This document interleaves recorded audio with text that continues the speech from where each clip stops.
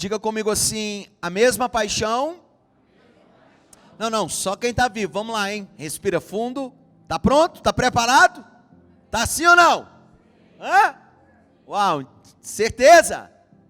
Então vamos lá, diga assim comigo, a mesma paixão e a mesma devoção por Jesus Cristo. Diga comigo, a mesma paixão e a mesma devoção por Jesus Cristo. Uau. Há pouco tempo eu conversava com um irmão de uma igreja, de uma cidade próxima nossa. E ele falava comigo sobre os desafios que a igreja que ele pertence enfrenta. E ele perguntou para mim quais seriam os nossos desafios na Galileu, eu como pastor. Eu disse para ele que o nosso maior desafio como igreja é transferir essa unção que flui nos nossos corações.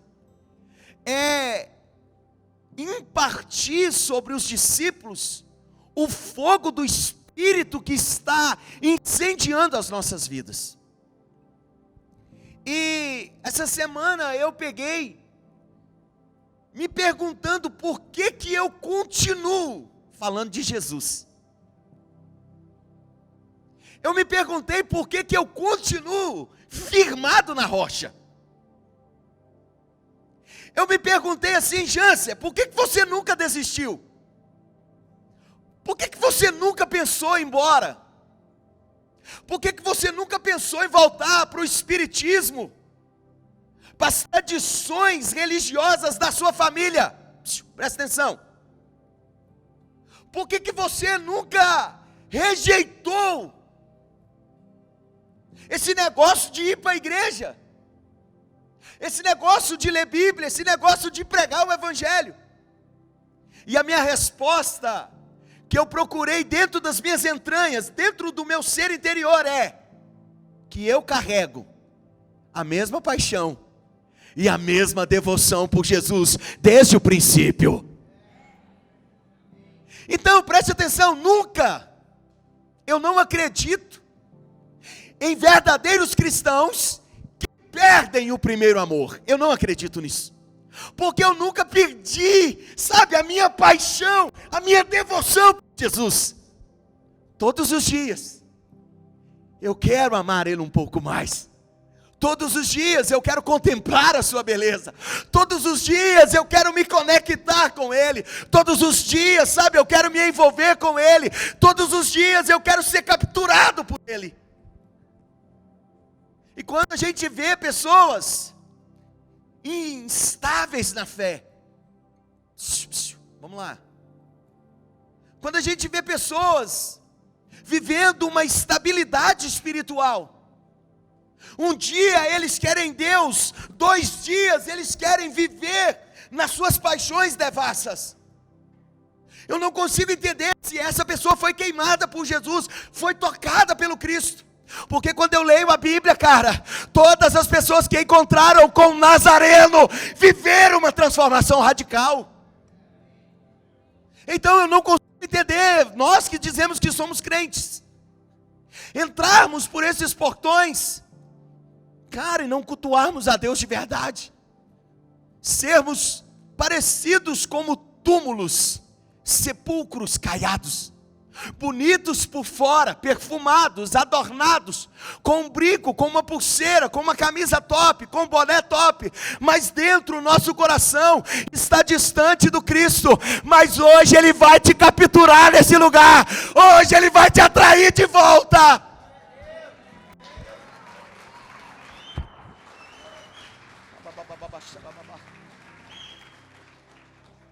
Se você quer viver uma trajetória espiritual impulsionada, se você não quer perder a sua fé, se você não quer perder a sua conexão com Deus, a sua paixão e a sua devoção não pode diminuir.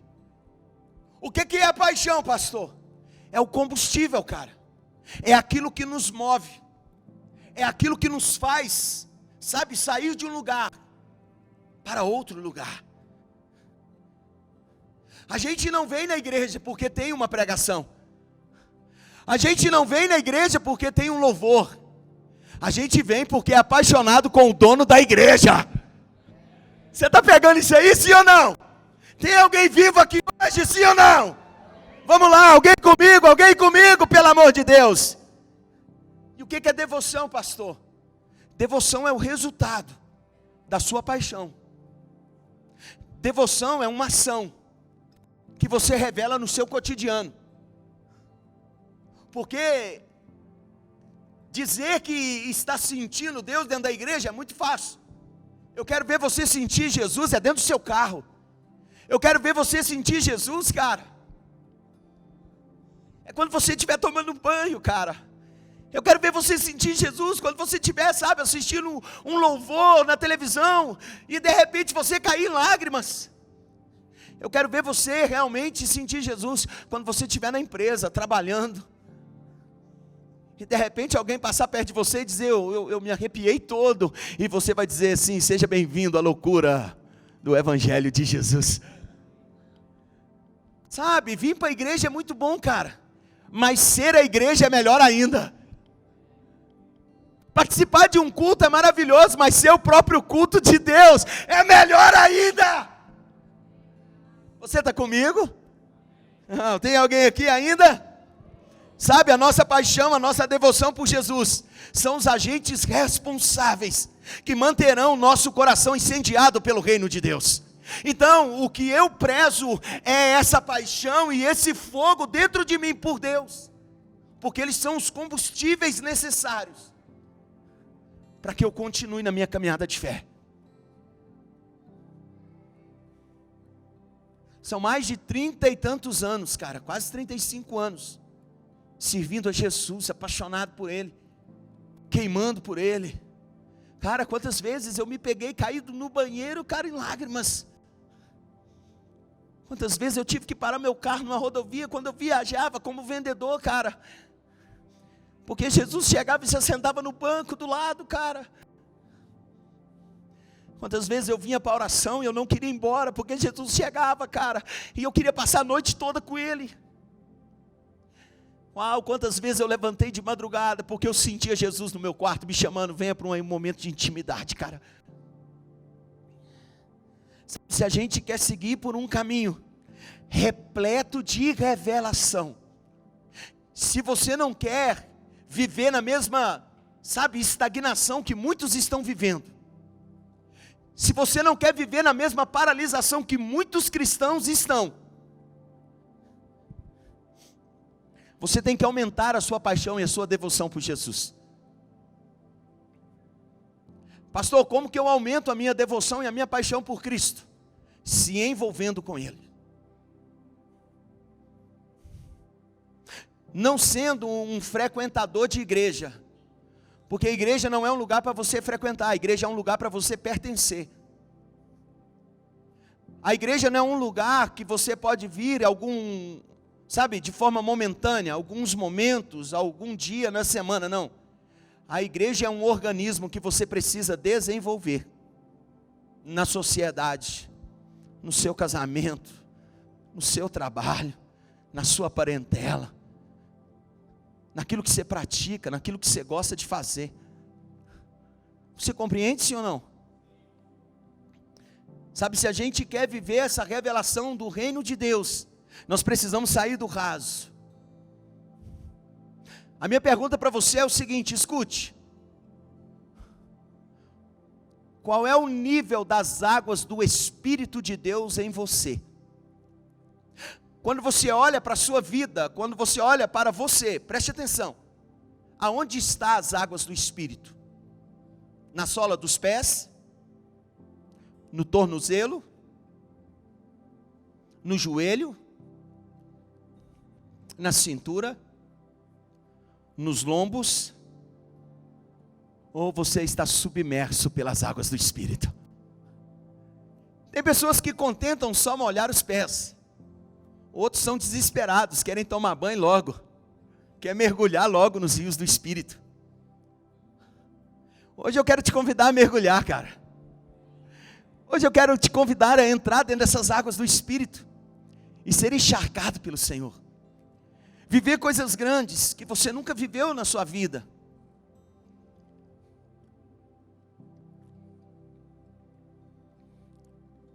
Sexta-feira nós estávamos aqui na nossa vigília do sobrenatural.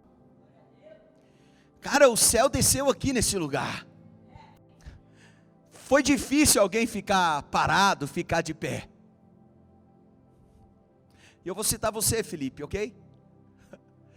Cara, o Felipe é um dos filhos novos que Jesus nos deu, um presente.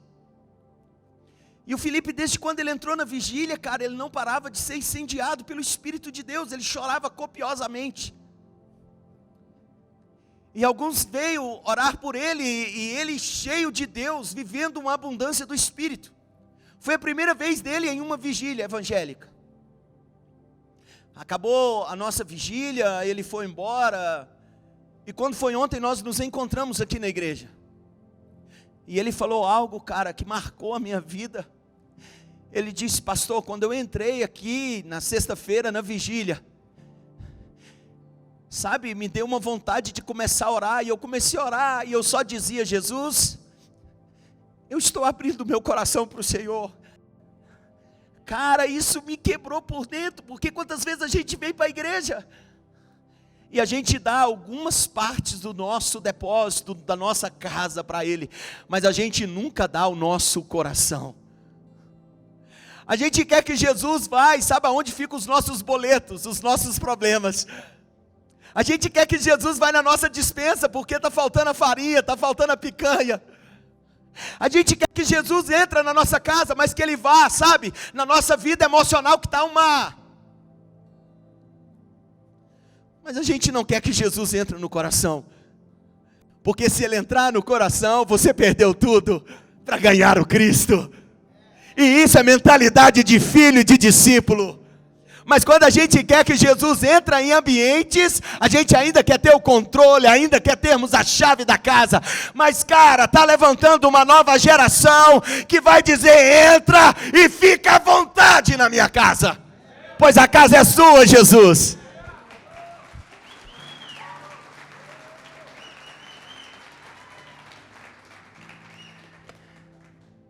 Se você deseja ser ferido por Jesus, cara, se você deseja experimentar o fogo do Espírito, você tem que parar de fazer o que é comum para os cristãos. Pastor, o que é comum para os crentes? Olha para mim, vir para a igreja. Crente ama vir para a igreja, isso é comum. Crente ama andar com a Bíblia, isso é comum. Todo crente faz. Dá oferta, dá dízimo. Todo mundo quer fazer. Mas você que deseja viver uma revelação, você tem que ser queimado pelo Espírito de Deus. E não é fazendo as coisas comuns que você será queimado. É fazendo aquilo que ninguém está fazendo. É vivendo o que ninguém está vivendo. É indo atrás daquilo que ninguém está indo. Você compreende, sim ou não? Porque a maioria de nós acha que vir na igreja já está bom. A maioria de nós pensamos que vir ao culto uma vez no mês já está bom. A maioria de nós pensamos que vir na igreja no domingo à noite está ótimo. Ir na célula na quinta-feira, tá bom, eu já fiz o meu papel de cristão. Ele não quer mais um papel. Deus não quer mais uma ação sua. Deus não quer que você seja uma visita na igreja. Deus não quer que você o busque por interesses. Deus não quer que você vá atrás dele porque você está precisando de alguma coisa. Deus só quer saber se o seu coração é apaixonado por Ele ou pelas coisas dele. Tem gente que é apaixonado pelas coisas de Jesus.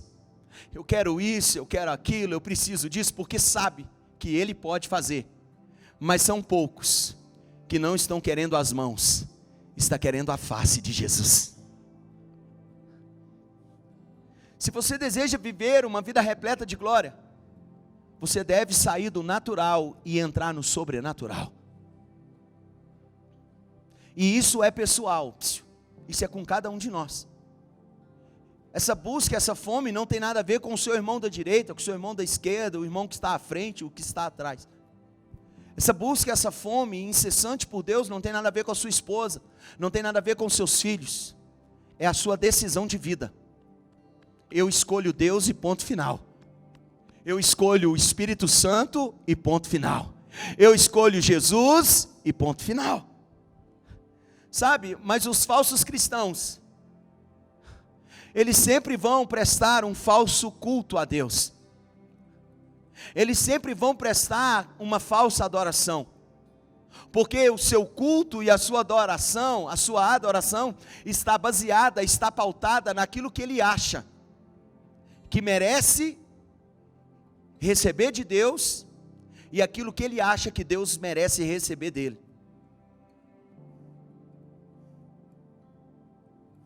A gente acha que Deus merece 5 minutos de oração. A gente acha que Deus merece um jejum de meia hora.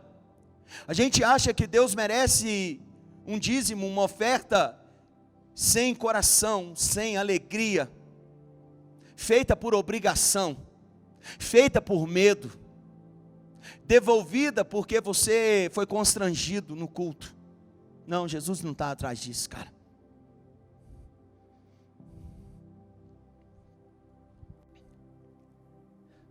Todo falso cristão, ele levanta um falso Deus para si. Todo falso cristão, ele levanta um falso Deus para suas ações, para suas necessidades. Todo falso cristão, ele está em busca de qualquer coisa, menos da glória de Deus. Será que se Jesus estivesse aqui agora e pegasse os nossos pensamentos, que nos trouxe para esse lugar, e fosse passado no telão, o público que está aqui hoje continuaria ou ia embora de decepção? Dos seus pensamentos, dos meus pensamentos. Sabe, Cristo está nos chamando. O Espírito de Deus quer nos incendiar, para irmos além, para sermos profundos na intimidade com o Pai. Vamos ler Êxodo capítulo 32, versículo de número 1.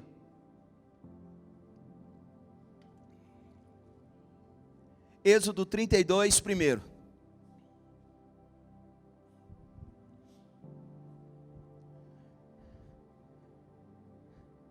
O povo, ao ver que Moisés demorava a descer do monte, juntou-se ao redor de Arão e lhe disse: venha, faça para nós deuses que nos conduzam, pois esse Moisés, o homem que nos tirou do Egito, não sabemos o que lhe aconteceu. Versículo 2, respondeu-lhes Arão: tire os brincos de ouro de suas mulheres, de seus filhos, de suas filhas, e tragam-nos a mim. Versículo 3, todos tiraram os seus brincos de ouro e os levaram a Arão. Versículo 4, ele os recebeu e os fundiu, transformando tudo num ídolo, que modelou com uma ferramenta própria, dando-lhe a forma de um bezerro. Então disseram: eis aí os seus deuses, ó Israel, que tiraram vocês do Egito. Versículo 4, vamos ler. Eles o recebeu e os fundiu, transformando-os tudo num ídolo, que modelou com uma ferramenta própria, dando-lhe a forma de um bezerro. Então disseram: eis aí os seus deuses, ó Israel, que tiraram vocês do Egito.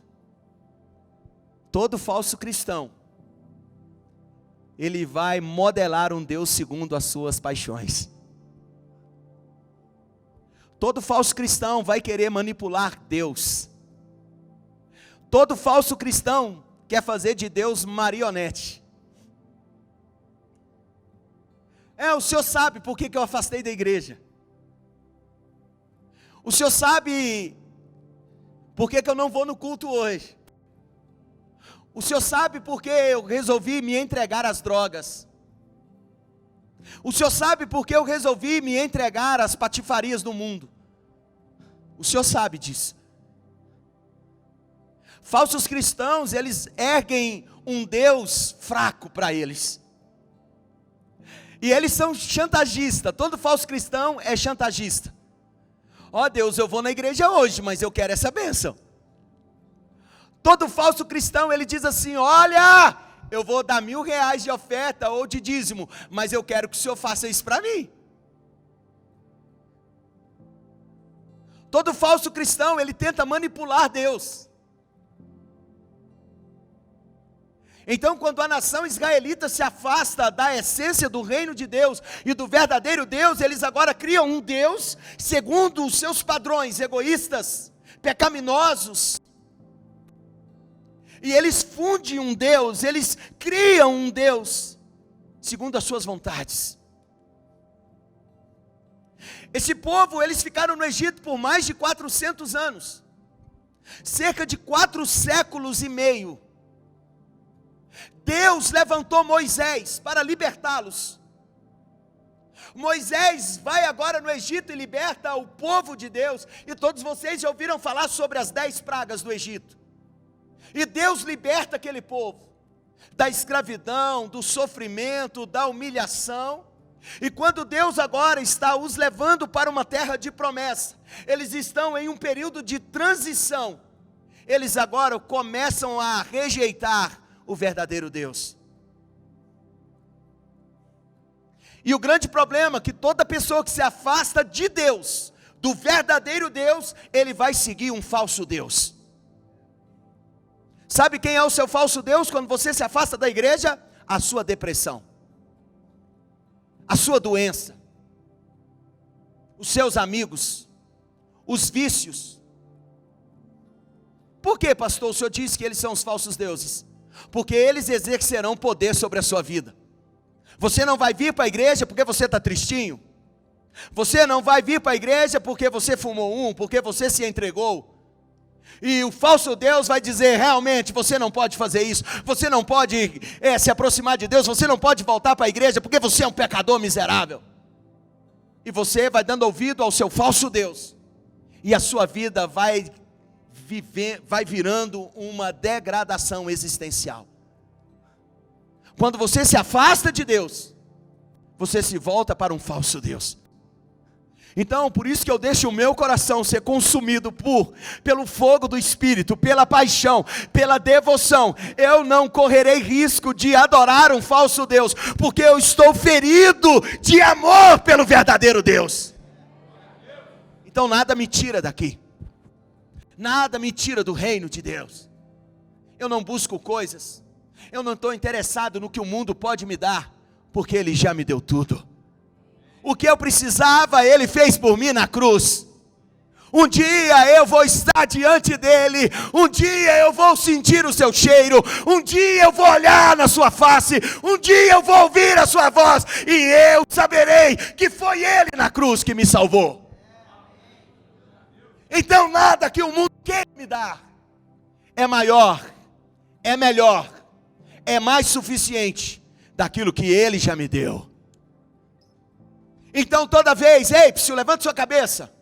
Toda vez que você se afasta do verdadeiro Deus, você está sendo ingrato. Você está sendo mau, pensando só em você. Todo falso cristão culpa Deus das suas mazelas.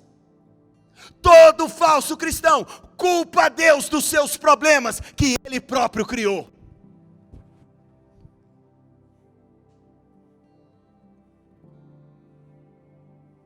Está vendo o que é ser cristão? É muito mais do que vir à igreja. É muito mais do que postar uma fotinha no Instagram com a musiquinha de Jesus. É muito mais do que fazer uma tatuagem de Jesus, leão da tribo de Judá. É muito mais do que ter um adesivo na sua moto, no seu carro, dizendo: sou cristão, Jesus que me deu, presente de Deus. Não, isso é muito fraco, isso é muito pouco. Um verdadeiro cristão, ele está pronto para ir para a morte por causa de Cristo. Um verdadeiro cristão, ele está pronto para abrir mão de tudo pela causa do reino. Um verdadeiro cristão, ele está sempre dizendo não para o mundo e sim para o reino de Deus. Você está comigo? Será que você pode aplaudir Jesus?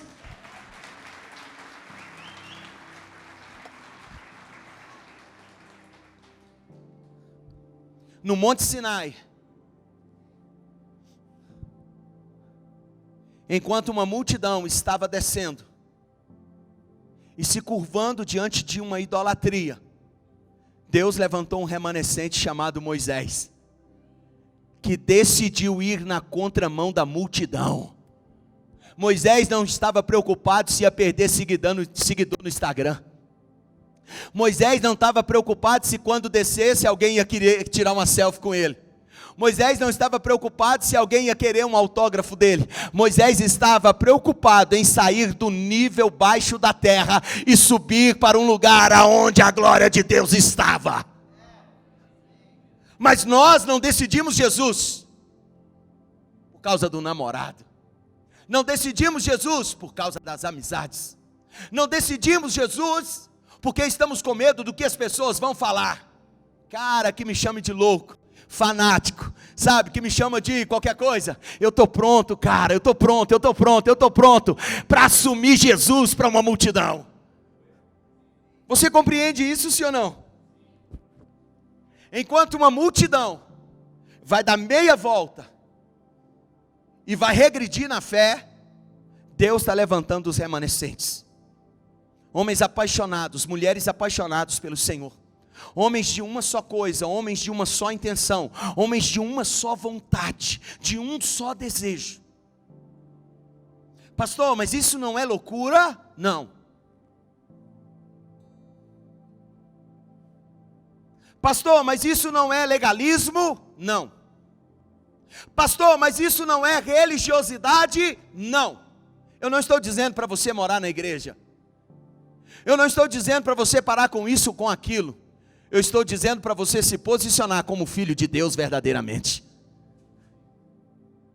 O próprio Cristo diz que nós devemos buscar o seu reino em primeiro lugar. Que as demais coisas serão o quê?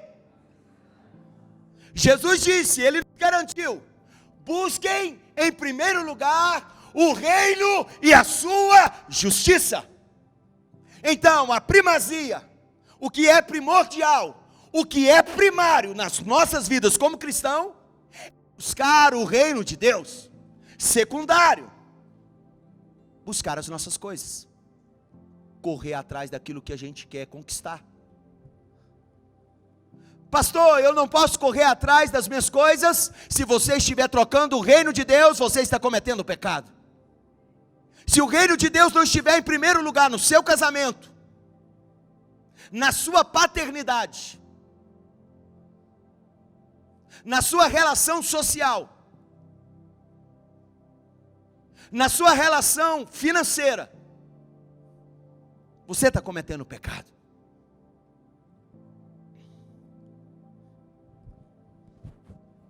Eu não sei se você sabe, mas toda pessoa idólatra, ela deseja se tornar Deus.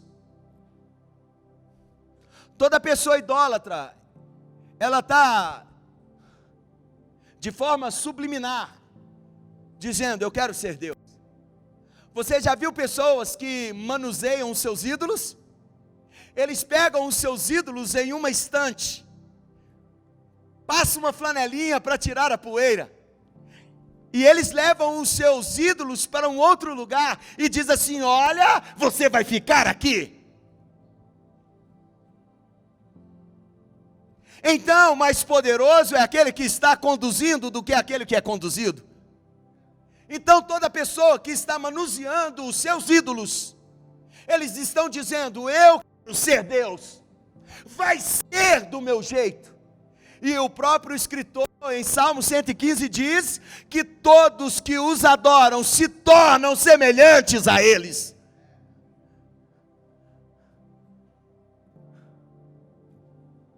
Você precisa despertar hoje, cara. Eu não sei se você sabe, mas a falsa igreja, ela nunca vai se levantar para adorar o Cordeiro. Ela vai se levantar para adorar um bezerro. E na igreja contemporânea, na igreja atual, na igreja moderna, muitas igrejas tiraram o Cordeiro e colocaram um bezerro. Bezerro de ouro se refere ao Deus do dinheiro, Mamon. Igrejas que vivem fazendo campanhas atrás de arrecadações para usurpar, para sugar os fiéis. Colocaram no seu altar um bezerro. Um bezerro escondido atrás do falso véu que já foi rasgado. Mas os filhos que são dominados, manipulados e não conhecem Bíblia, são conduzidos e levados como prisioneiros para a morte, pois vivem presos dentro de uma ritualística que não os impulsiona a viver o verdadeiro evangelho de Jesus. Eu não sei se você concordaria comigo, mas estamos cansados do falso evangelho, estamos cansados dos falsos pastores, estamos cansados das falsas igrejas. Por isso Deus levantou um povo louco como a gente, para trazer um evangelho verdadeiro, que transforma, que confronta você a viver o verdadeiro fundamento do cristianismo. E o verdadeiro fundamento é: renuncie a si mesmo, tome a sua cruz e siga Jesus todo dia.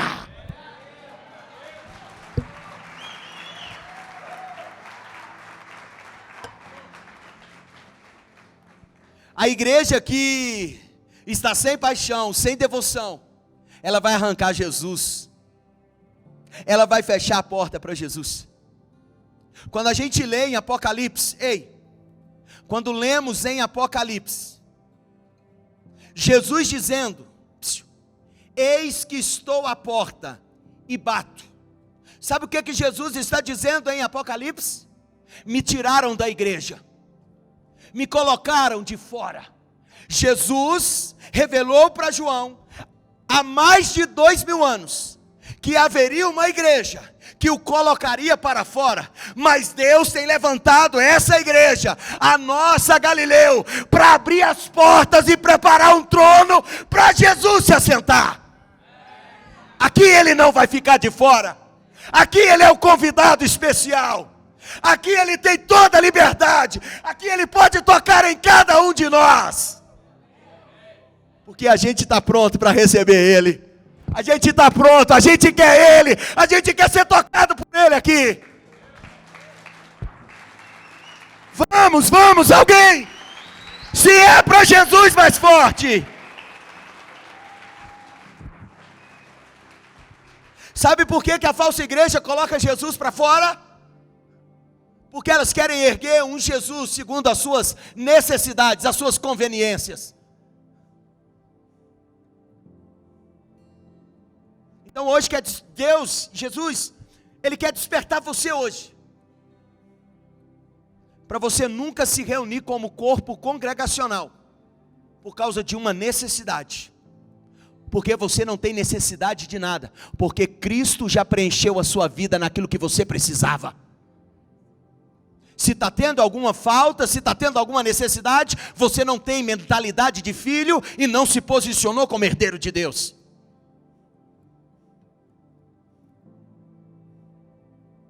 Porque há duas diferenças: riqueza e prosperidade.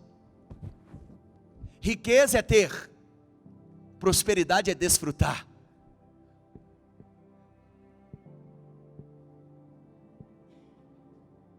Então, até uma pessoa andando de bike com seus filhos na lagoa é próspero. Ele está desfrutando daquilo que Deus o deu. A herança, os filhos, a bênção de Deus para uma casa.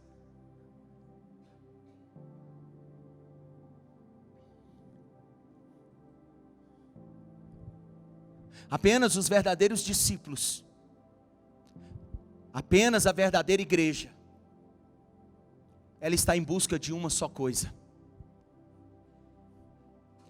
E quando eu falo igreja, falsa igreja, eu não estou falando só de 4 paredes, ok? Porque cada um de nós somos a igreja, individualizada. No nosso cotidiano, na nossa vida diária. Cada um de nós somos a igreja. Então, quando somos a verdadeira igreja, quando somos os verdadeiros discípulos do Senhor, nós estamos em busca de uma só coisa: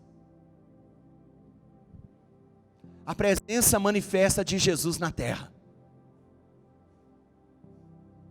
Nós nos reunimos como uma igreja congregacional, porque nós estamos com as expectativas elevadas, porque cremos que a presença dele vai dominar aquele ambiente. Então nos reunimos aqui toda quarta, todo domingo, em eventos extras, como a célula, a rede de homens, como a rede de mulheres, porque nós temos uma expectativa elevada sobre o que Cristo fará no nosso meio.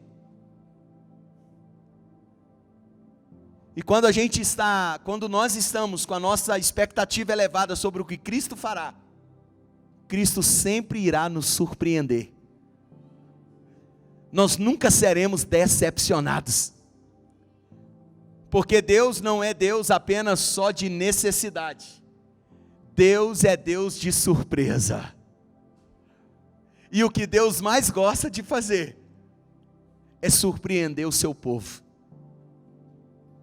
É chegar quando você acha que tudo deu errado.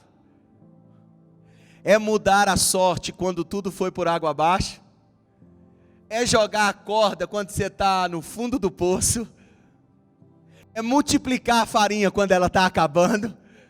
É fazer os tonéis transbordarem de vinho e de azeite quando tudo está dizendo não. Esse é o Deus que a gente serve.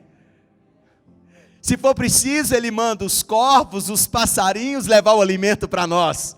E se os corvos, os pássaros não for suficiente, Ele também mandará os anjos. O importante é que Ele estará conosco no vale da sombra e da morte. Ele estará segurando em nossas mãos. Sabe, apenas os verdadeiros discípulos, eles aumentam a sua paixão e a sua devoção pela presença de Deus.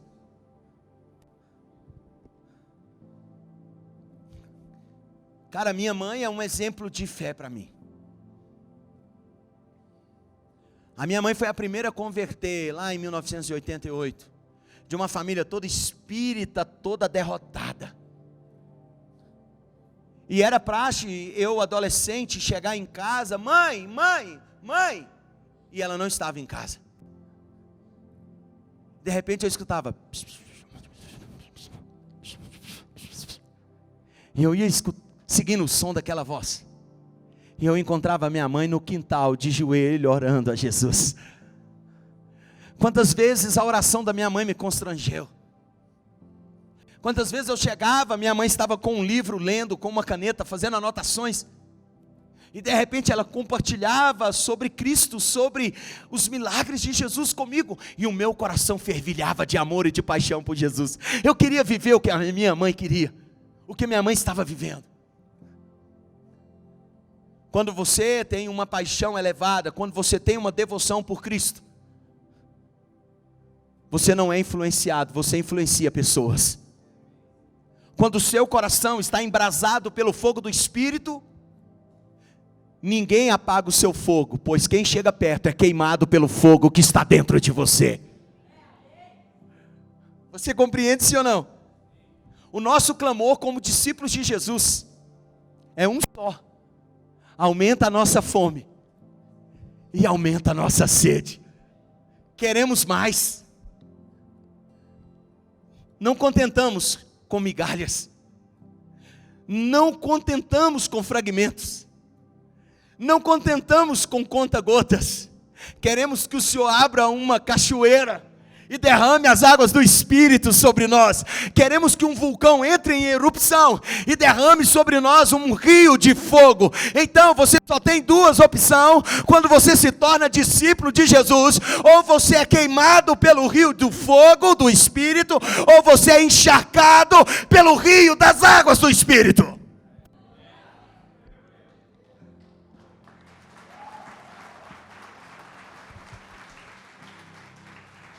Não tem como. Não tem como ser outra coisa. Se você decidiu Jesus, se prepare para ser queimado ou ser encharcado. Se você decidiu Cristo, se prepara para ser queimado e ser encharcado.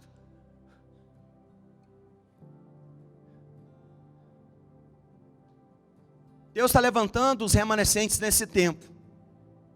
Deus está levantando uma geração de remanescentes que vão na contramão, que são a exceção, que fazem a diferença, que assumem um compromisso que ninguém está assumindo, que se posiciona diante de tantas impossibilidades, que não renunciam, diante de tantas falácias, de tantas perseguições. Se a gente quer receber algo de Deus, você deve se mover de forma intensa na direção de Deus. Se você de fato quer viver Deus, não o procure só na hora das suas crises emocionais. Se você de fato quer viver Deus, não o procure quando você estiver só com problemas. Porque isso revela que você é um filho interesseiro. Um filho ingrato. Sem amor. Sem paixão por Ele. Quando eu olho para a Bíblia, ainda falando de Moisés, o remanescente, Moisés um dia descobriu o endereço da casa de Deus. E aqui está toda a diferença da nossa jornada. Porque uma coisa é você saber onde o fulano mora. Outra coisa é você ser participante da casa do fulano. Quando Moisés descobriu o endereço de Deus, Moisés falou: uau, eu vou lá visitar Deus essa noite. Quando Moisés descobriu o endereço de Deus, Moisés disse: não, cara, eu não vou ficar aqui embaixo, eu vou subir a montanha. Porque Deus estava na montanha. E quantos de nós sabemos aonde Deus está, mas não nos envolvemos com Ele? Quantos de nós sentimos alguns arrepios no culto? Os nossos olhos lacrimejam, o nosso coração palpita mais forte, mas a gente não pula em Deus. A gente deixa Ele passar, nós deixamos Ele passar. Nós deixamos Ele ir embora, nós deixamos Ele seguir viagem. Mas somente alguém de devoção extrema e de paixão, ele pula em Deus.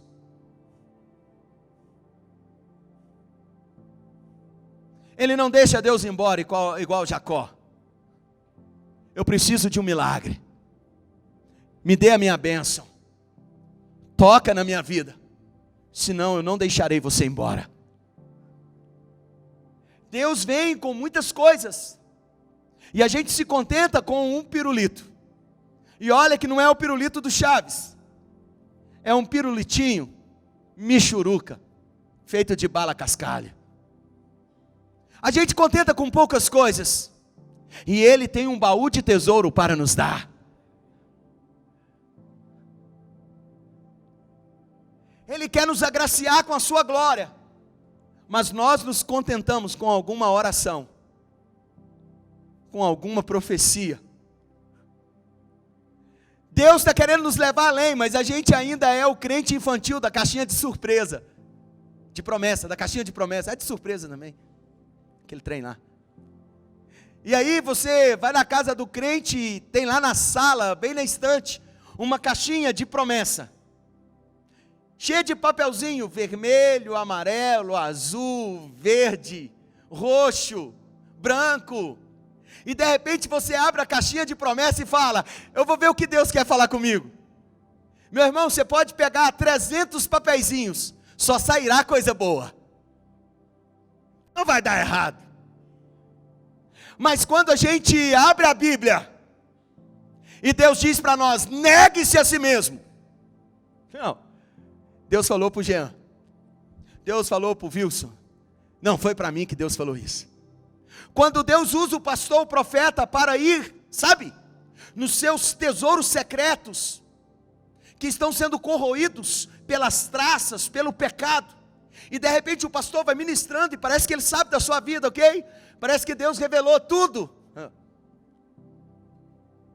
Tem gente aqui hoje, desse jeito. Os caras sabem da minha vida. Como diz o grafite, você sabe da minha vida? Quando ele revela, eu sei. E aí de repente Deus vai tocando em você, e você não acorda para uma mudança. Porque você não abre o coração para Ele. Você abre cômodos, quartos, mas você não abre o coração.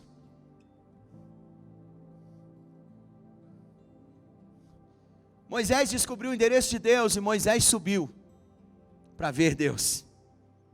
Êxodo capítulo 3, versículo 2.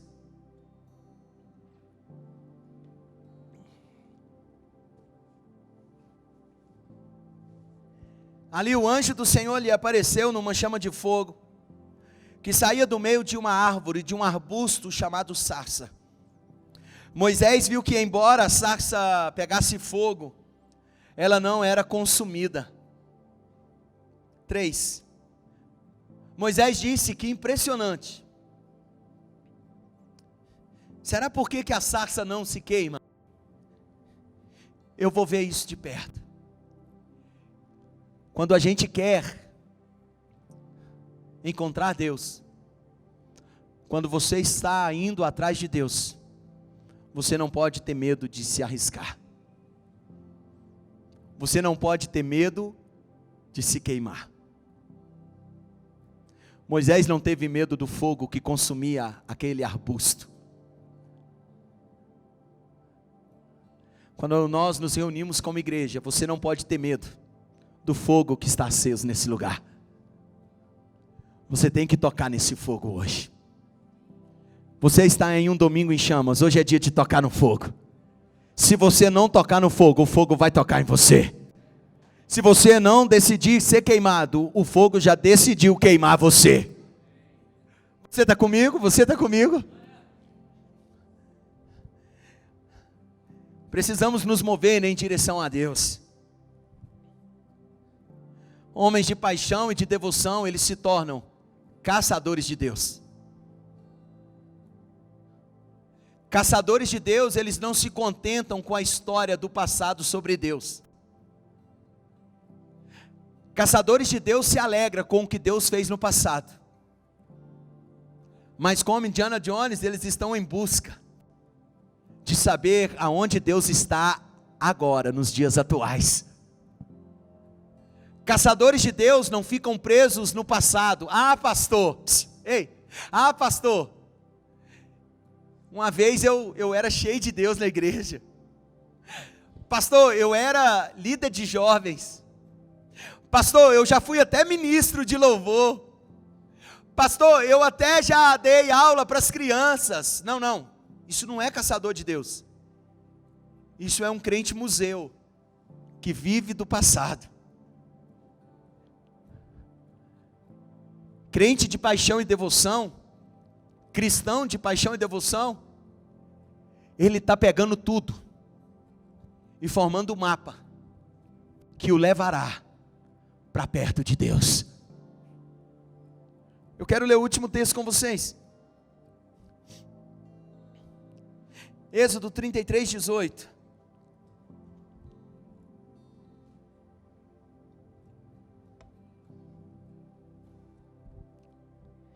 Então disse Moisés: peço-te que me mostre a sua glória. Quantos de nós paramos em algum momento da nossa trajetória espiritual e estagnamos e morremos? Moisés nos dá um exemplo. Olha para cá. Moisés diz: eu quero a sua glória. Por que Moisés diz isso? Porque só tem autoridade para pedir a glória quem permanece diante do fogo. Só vai viver uma intimidade com Deus quem decide permanecer no meio do fogo. Só vai viver as grandes revelações de Deus quem decide ser queimado pelo fogo do Espírito Santo. Deus está nos chamando para encontrarmos essa sarça cheia de brasas e ao mesmo tempo nos levar para um nível de glória, de poder e de revelação.